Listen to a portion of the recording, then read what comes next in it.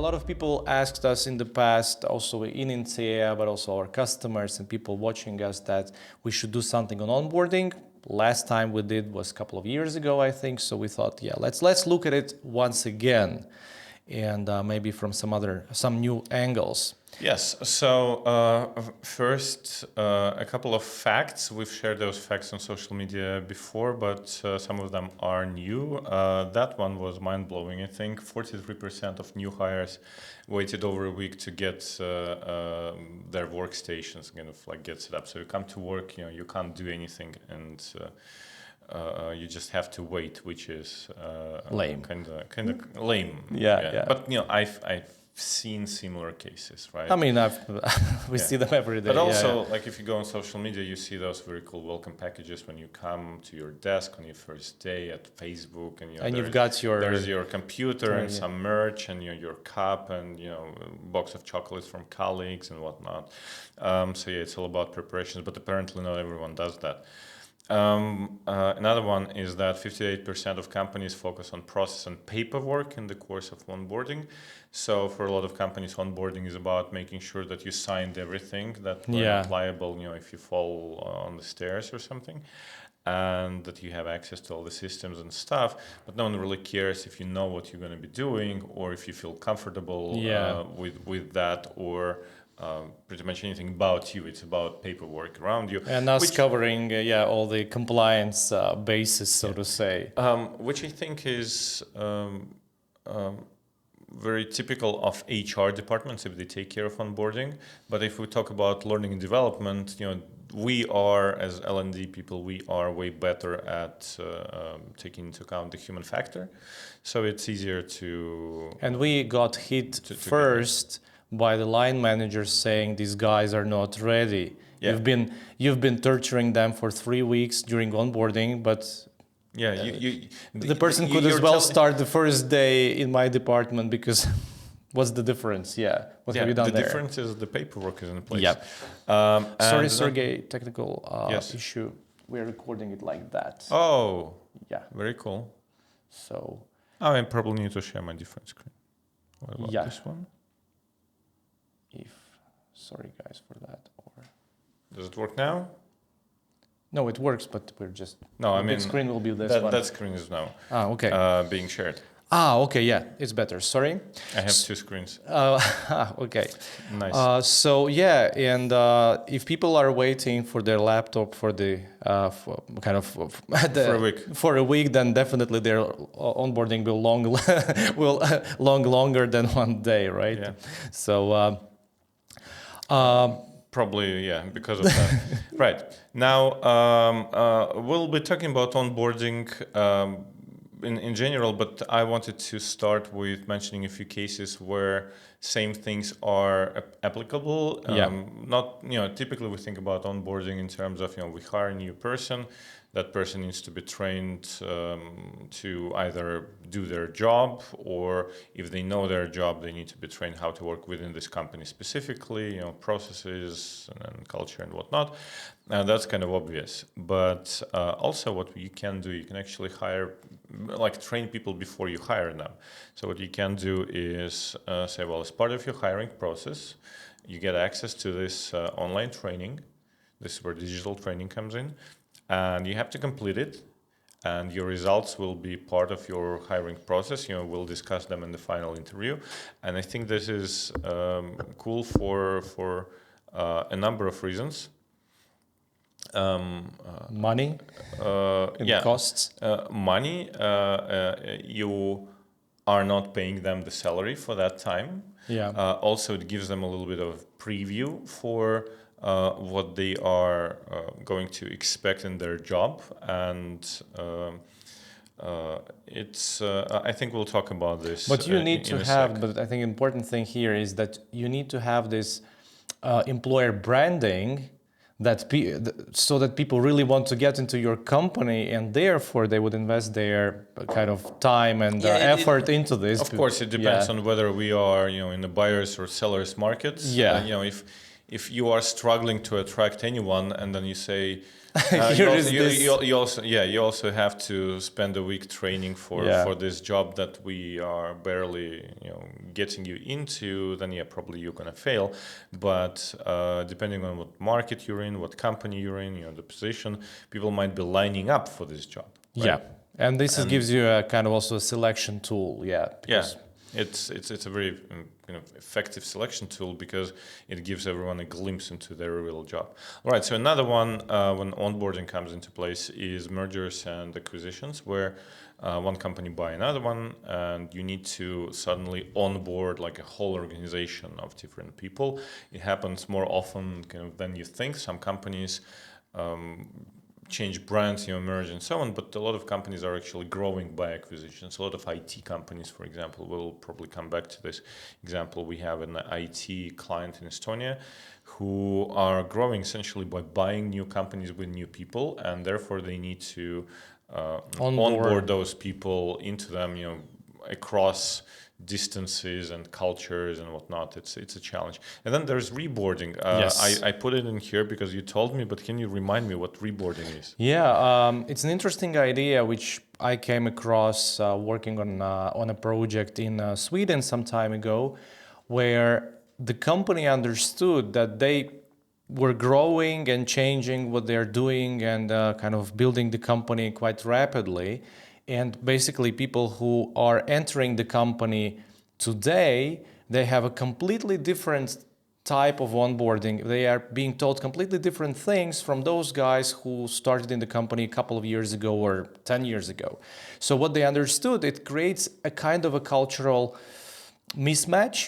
There's this old culture and there's this new culture, just to put it simplistically. So they understood that they have to reboard all of those people working for the company and re-explain them the mission, the vision, the direction, the ways of working. Yeah, I think recently kind of bridging that gap, because every new hire was a much better fit to the company than the existing employees. It makes sense. So if the only place where you train for kind of values and mission, what we do and the culture is onboarding, and then afterwards you only are trained for process and products, on a need-to basis, leadership skills, whatever. But then how do you know about this culture change? And the reboarding also, I would say, is a very good thing to think about if your company is, rebranding itself. It was Facebook, now it's Meta. So most probably it changed the name for a reason. So it probably is changing what it's going to do in the future. So you have to not necessarily reboard the people. Google remains Google, for example, but they are calling themselves an AI company now. Yeah, right? What does that mean? Exactly. No one knows. And also, I think we've had this case with a company who was essentially collecting garbage for years. And now they are saving the world, combating climate change, promoting sustainability. Yes, all of those things. But the guys who were hired 5 or 7 years ago, they don't have this mission. They are still collecting garbage. Right, so you need to reboard those people, right? So thank you. It's a good term. I've not come across too much. Also, this term allows you to get more budget for your onboarding, because the board will ask how many people we onboard every year. You would say a couple of hundred. They would say, okay, we're not giving you that amount of money. If you say we will also reboard everyone else, we will adjust the onboarding for reboarding purposes, it's a completely different mathematics of how much you spend per learner. So it's a good sales trick as well. Right. So what I wanted to show is this, a quick run through about this onboarding before hiring. We mentioned that first of all, it's a good tool to self-select.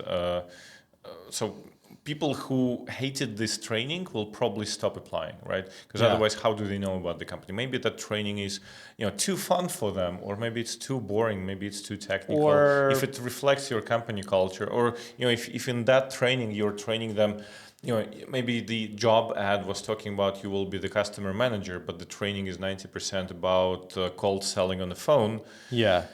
You kind of get a suspicion that might not be the job you're looking for, and so on. So it gives you a lot of kind of, I'd say, transparency both ways. Absolutely.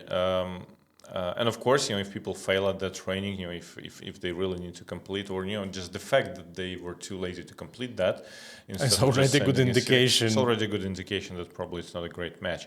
But also, the obvious part is that hit the ground running. Okay, so you start on day one when you're pre-trained. That's great. It's also an employer marketing tool. But I wanted this one to really highlight the fact that a lot of people will say that it's cheap, it doesn't cost anything, right? No. But no, not really. So what it doesn't cost you is sort of the salary that you would be paying for onboarding. We were talking to Tele2 on Wednesday, and they said that their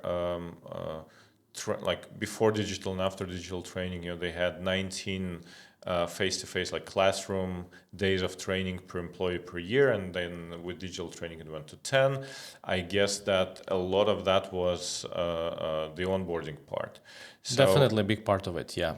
So with onboarding, or we had Narvesen case, right, where they had 3 classroom days per employee, where they had to pay salaries and pay all the costs, and people were trained, but they were not actually working or making money.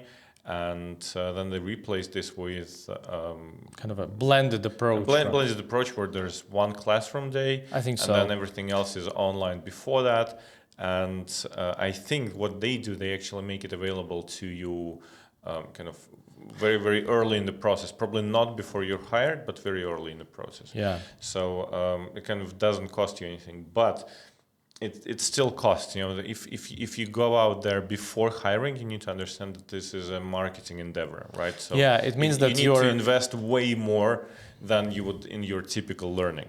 Because the person hasn't signed the agreement yet, and they will be able to show it to people around you. Everyone will see that, and you really want people to like that. So it has to be high quality, professional. You have to think about this not as an internal training material, but more in terms of marketing. It becomes external, Yeah. What would the amount of effort, budget, and thinking that goes into this is closer to your marketing materials like advertising campaigns or website, rather than let's put this PowerPoint together. So I think it's important, right? So this one, let's turn to memes now.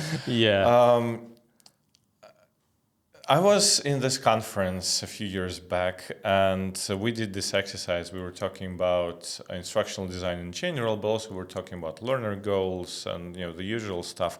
And we asked the audience, what do you think should go into an onboarding course? And what we got was something to the tune of, we need to talk about company history, our brand and our values and culture. We need to talk about how the company is structured. I remember working with Latvian State Electricity Company, right, where the structure is it's 3 different companies inside one concern, and there is a board of directors for 5 people for each of them. So it's 15. So it's 15 people, and we had to build a slide on biography of every one of those, and that was part of onboarding. And guess what? Biographies were changing during the project faster than we could. We will not go into detail, but if you were following Latvian politics and corruption scandals at that time, some people had to be taken out and some new people had to be put into. Sorry, Sergey, we about where oil comes from. If you are a dairy company, you probably want to talk about cows and pastures and how milk is good for you, stuff like that. But then, a bit later, so that people don't catch up, we asked people what were their most pressing questions in the day one of work or in the first week, and they said that they didn't know. Well, one of the answers was that they didn't know where the toilets were. They had It's a pressing issue. It is a pressing issue. So yeah, absolutely. Someone said that I was like really lost in the building and I couldn't find it, and it wasn't that easy. And some older buildings for older organizations can be a mess. But generally, questions like benefits, right? So Yeah. how do I take my vacation? What do I do if I need to like pick my kids 2 hours earlier? Do I report to someone? How do I work remotely? Like, can I not come into work sometimes? Can I work remotely? That's probably can I is more like a job interview question. Yeah. But once you said that, yeah, of course you can. But and then you find out that you decided to take this day off, and then you're in trouble because that was the only day we don't work remotely, because Mondays is everyone in the office or something. Etiquette stuff. How do we talk to each other? All this routine stuff. Like, where do I go for tech support when my computer doesn't log in? All this stuff that's actually crucial to you feeling like nice and safe inside this process, but it's so rarely covered in onboarding. So I think what I want to talk is about this mismatch between what we as a company think they need versus what they need, and we'll probably finish with the feedback at the end of one of those slides. So we'll see how that can be fixed. Right. So process. Obviously, roadmap is needed for a good onboarding, right? You need to understand where you are in this onboarding, because as a new hire, you cannot say if you are onboarded or not. Yeah, it has to be visible, it has to be clear, it has to be, it's a little bit like, I would say even... Ideally, it has to be digital. Ideally, it has to be digital, visible to everyone, to yourself as a new hire, to the line manager, to, of course, learning and development, which all sounds kind of, I mean, why are we talking about this? But actually, it is rarely that structured. It is rarely that clear. It has to be as clear as as a game, or as a calendar that you use. Actually, an example from retail, from times when digitalization didn't hit everybody that much yet,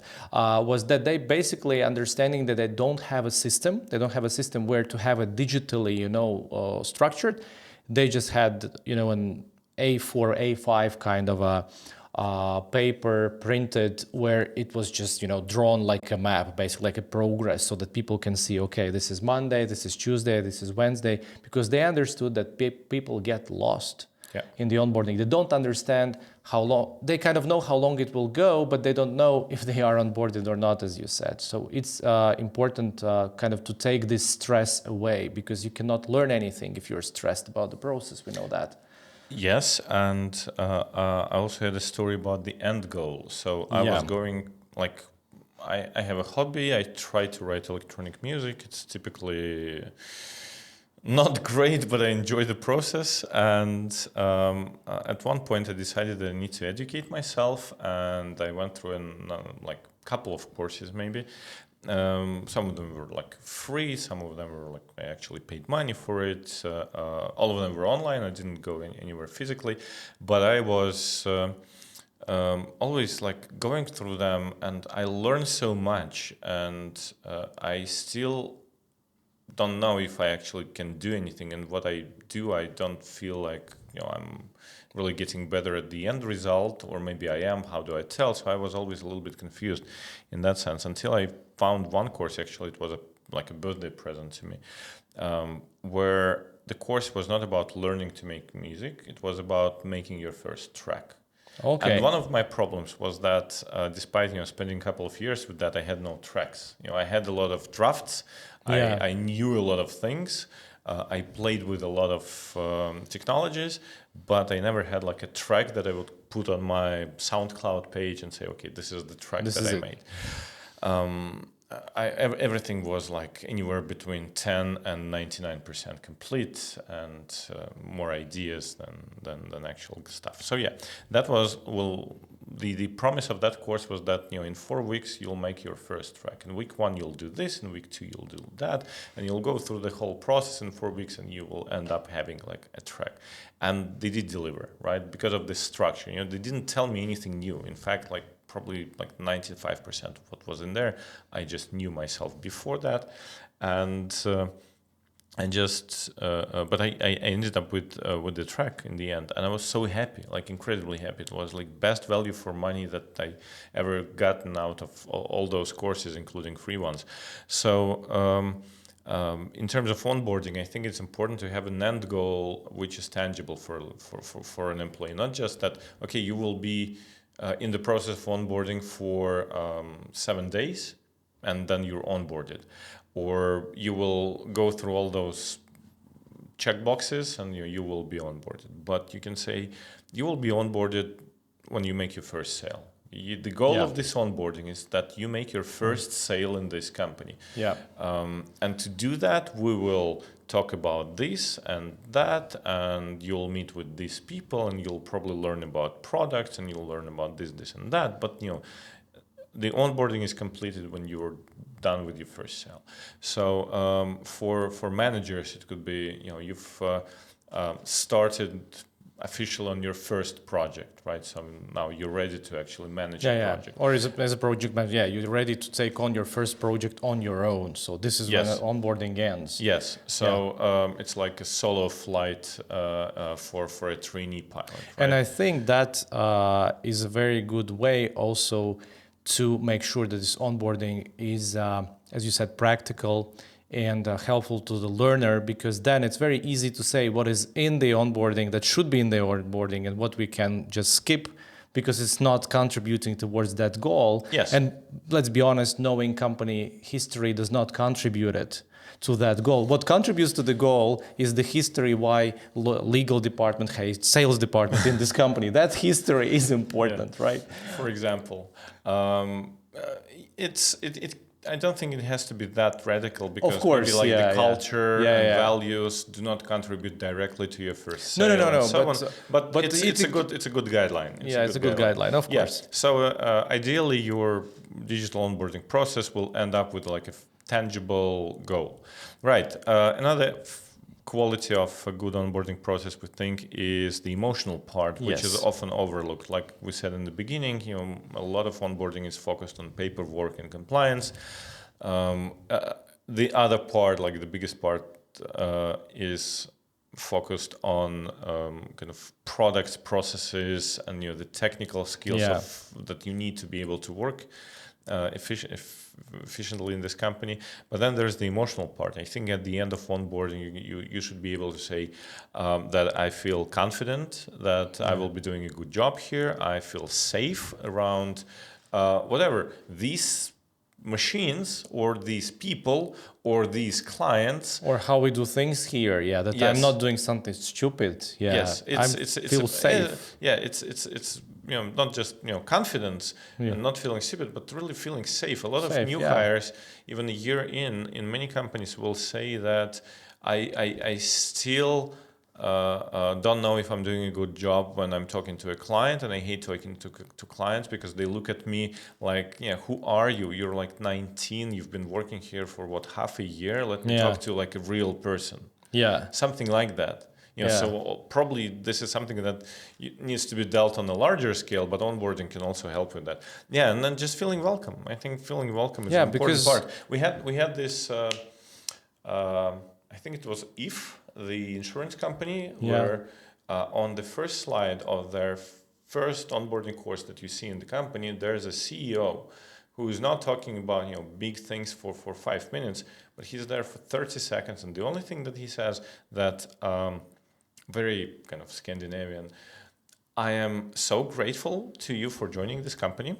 I really hope that we're doing a good job in welcoming you, and should you have anything, everyone's door is open up to mine. And it was so heartwarming and welcoming and so on.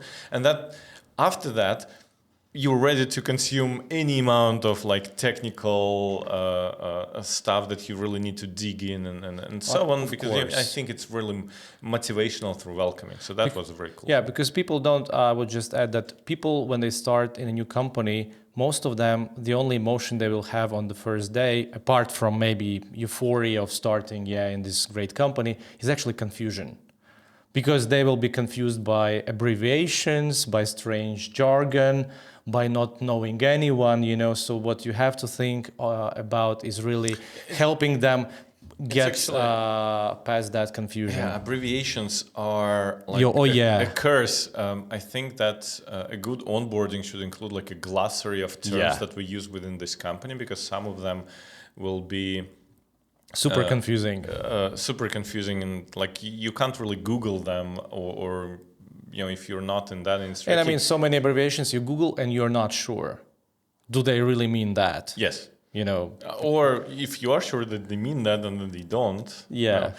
So abbreviations are a curse, especially in some medical or financial companies. They can go crazy. Yeah. Right. So another part of good onboarding is about culture and ensuring a cultural fit. Again, we talked about mergers, where you buy a company with several hundred people, and you need to onboard them into your own culture. They're all professionals. They've been doing this for years, but do they work in the same way? Like even in Intea, we had this moment where a number of people from a single company came on board, and their way of working is a little bit different. So we had to essentially sit down and talk about things like, hey, because there are two types of people. Some people will ignore your emails until you come to them or call them and say, okay, this is important. In our company emails, sir, we don't read emails. Yeah, because they come from a place where you get 1 million emails every day. No one means anything. They are sent and then forgotten, and never leads to anything, and so on. But when someone tells you, that's when. Okay. In other companies, if someone tells you something but does not follow up in writing, you don't do it. Doesn't mean anything. Yeah. Just talk. Talk is cheap, right? Yeah. So that's two different, like both valid approaches, and both come from experience of years working in those environments. Maybe it's a government environment versus like a bank environment versus like a startup or something like that. But then you need find the common language. Yeah. So you need to communicate this sort of culture and how we do things and how we feel about things, how we feel about clients. Some companies hate their clients, and they're like, the clients are stupid, they don't know what they want, and we need to take their money, and we're aggressively sales-based organization and so on. And it's okay, like these companies do exist. Some companies will be like, the happiness of the client is paramount, and so on. The customer is always right. Customer is always right, which, do you know the full version of that? No. Customer is always right in matters of taste. Okay. Yeah. Which makes way more sense. Yeah, of course. So, this kind of discrepancies that you need to iron out. So in a good culture fit, what you need to do is to, of course, communicate, instill this culture, share this culture between everyone. But I also think that it's actually, you also think that, you asked me to put this in yesterday, that it needs to be up to date. Yes. Sometimes we think that, the onboarding is something that we do once and then it works. We reuse for like 10 it for years. ages. Yes, yeah. And it also justifies our investment into this, because we said like onboarding is important in terms of investment, but it needs to be up to date because culture changes. Like people who come on board, they are younger, they bring newer culture, and it doesn't matter what it is. Is it pronouns? Is it just the fact that the photos or language in your onboarding course do not reflect the current culture? Or maybe because it's not of the time that passed, but it's because of geography, right? So you bought a company in Dubai, for example, right? And you're a Swedish company, and your onboarding is still all those Swedish people, and no one feels welcome into this company simply because of the imagery. Swedes are the nicest people on earth, and of course everyone is welcome and so on. But just because we've built this for us here in Stockholm, like 7 years ago, doesn't mean that it works well with even if we like onboard Americans or Oh yeah, it might fail much closer. Or polls. Yeah. Right. So I think that's important part. All right. Another part. Almost the last step in this is let's talk about mentorship. I think that there are like 3 components to that that we discussed. One was the buddy system. Right? Yes. I call it the buddy system because I do diving, like underwater diving, and you always have a buddy.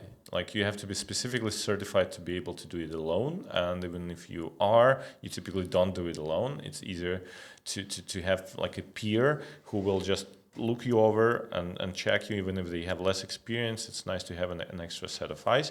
With mentorship, I think it's important to have a peer, because someone who was in your position maybe years ago, maybe not so long time ago, will give you like a reality check and sanity check in terms of how you're really doing. Yes. Unofficially. And also, it's not the same as asking your boss, am I doing okay? Yeah. Or like when I'm being onboarded, I might be interested in like, what's the worst thing that can happen? I mean, how can you ask your boss? What pisses you off? Yeah, what pisses you off? I mean, what I should do to get fired in this company? It's not the type of question that will even appear in anyone's mind. But your buddy will always tell, look, Sergey is a kind of guy. If something bad happens, he needs to know instantly. Yeah. Because this is what pisses him off. You tell him bad news one day later. This is what will make him crazy. Because his management style... Or maybe it's different. Don't come with bad news until you have a solution. Yeah, or never go asking him, what do I do? No, you go and ask him, I think I want to do this. What do you think about it? Yeah, but this is, like with a lot of managers, this is a hard conversation to have. Probably you will not get the true answers. How many managers are aware of their behavior and things how they manage? Not me. No, I'm not talking about yourself, but honestly, expecting somebody to be 100% aware of themselves is unrealistic, Yeah. Also, like less formal kind of things. Like, is it okay if I don't know, pour myself like a to-go cup of coffee and drive home with it from work? Is it like okay to do that, or is this something like would be frowned upon and like super weird?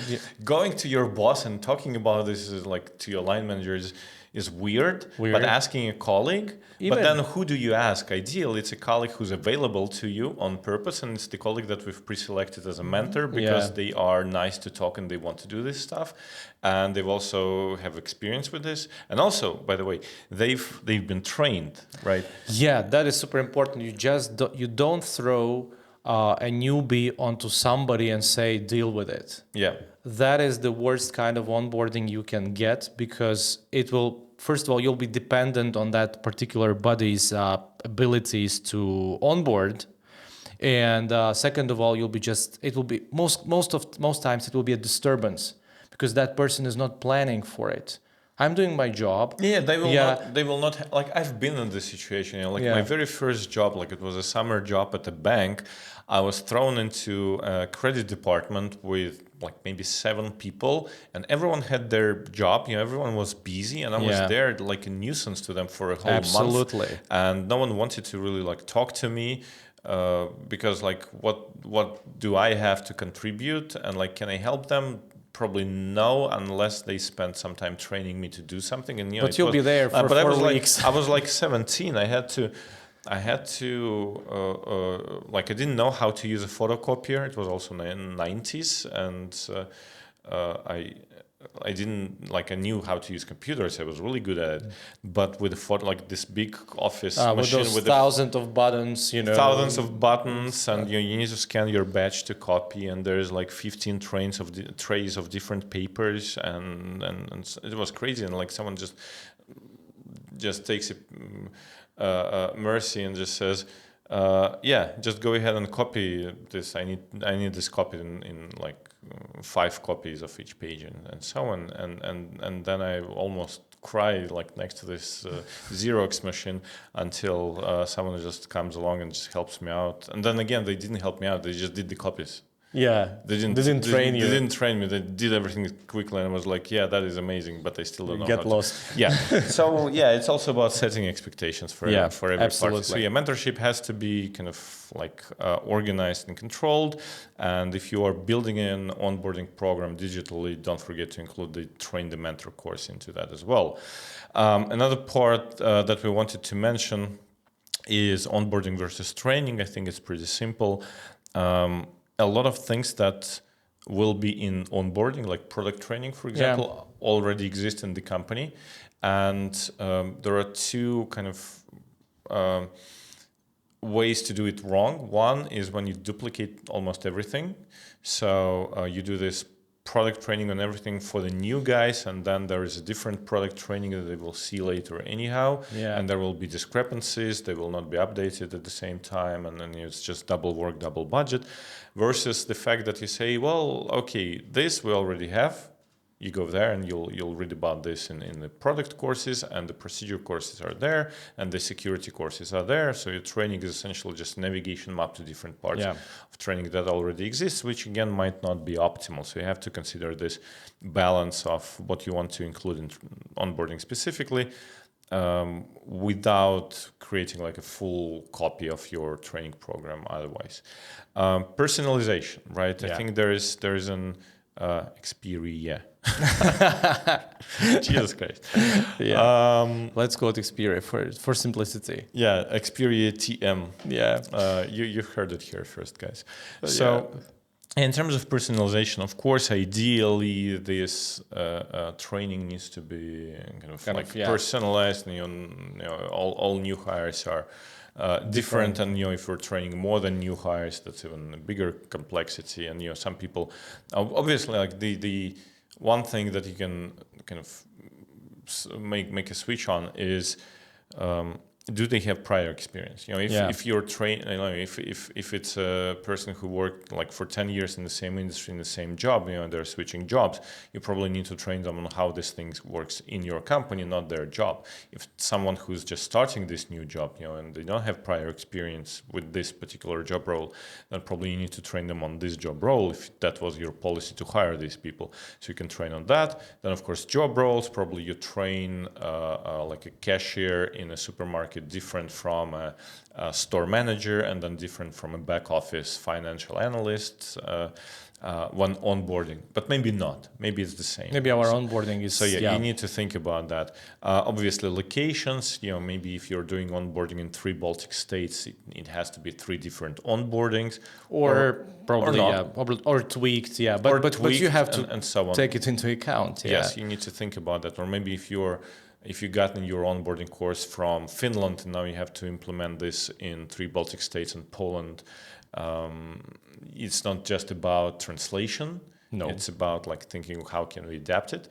And our go-to strategy in these things is always like to test out. So if you feel that some people might know something already, especially because of the prior experience. Industry-specific knowledge, for example. Then you can just go and put them through a test, and if they perform in certain parts, they don't need to do those parts in training. Everyone's happy because time is saved, effort is saved, and people are there. And of course, technology helps you here a lot, no question about it. If you are it's way harder to do this to personalize, on paper, so to say. So, absolutely right. Finally, feedback. I think it's super important and often overlooked, and this is something that happens to like in digital training anyhow, is when we launch a course and we like forget about it.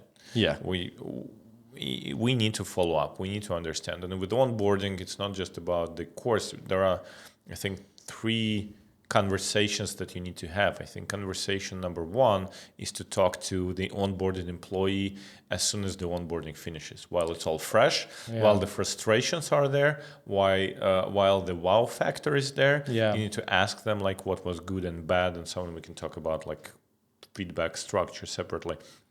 But that's the moment when you want to catch them and like make sure that you get this fresh feeling.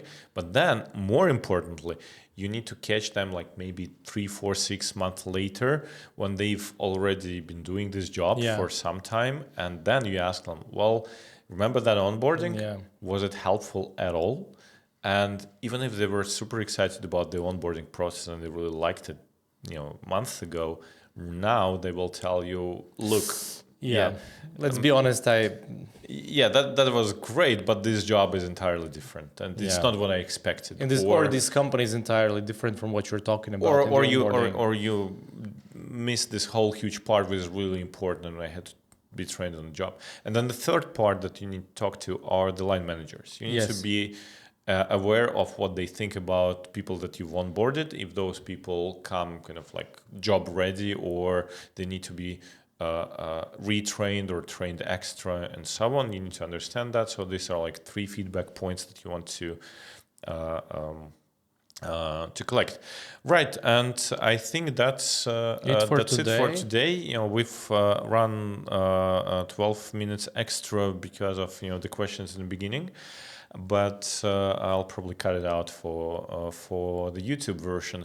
So regarding YouTube version, we have a channel. You can Google Inter e-learning videos or YouTube, and you'll find it. And feel free to, first of all, peruse what is there, and there is a lot of useful stuff. Feel free to share this with colleagues and anyone who might benefit from this. And if you are watching this already on YouTube, then of course, like, subscribe, leave a comment or a question, or ideas for other breakfasts we could organize. And thank you so much for being with us today. And I hope that was useful. If you have an idea for the topic for the next breakfast, then do let us know. You can contact us at info@intea.lv, I think, or there is Instagram, there's Facebook, there's everything. And the next breakfast, do we know the date? Not yet, so follow us. Sometime in June, I think. Sometime in June, we meet again. So just follow us on social networks and we'll let you know. Right. Have a great rest of the day. Bye-bye. Happy onboarding. Happy onboarding.